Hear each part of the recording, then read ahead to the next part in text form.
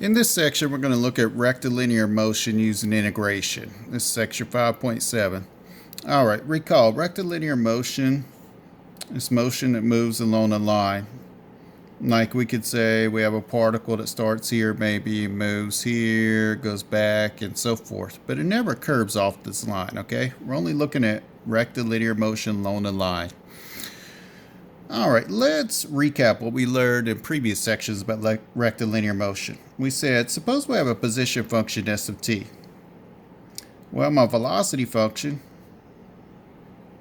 is given by the derivative of my position function. So we started out with position and we went to velocity. What if we start out with velocity? Okay, so we started out with position.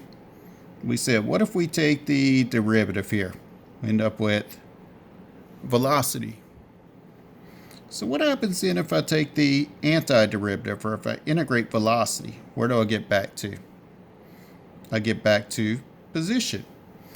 So if we start out with the velocity function v of t, and I'm going to find s of t, I'm going to take the integral of my velocity function. Now recall that we had velocity function in a previous section, and when we took the derivative of my velocity function, we got my acceleration function. Well, what if we go backwards? What if we start with acceleration and we take the integral or antiderivative of acceleration? Where does that bring us back to? Velocity. So we're going to say if I integrate acceleration, I get to velocity. So we're just looking at it from the other viewpoint. In other words, backwards. So let's sum up what we said. Suppose that we have a particle in rectilinear motion and we have its acceleration function. The way I can find its velocity function is take the integral of the acceleration function.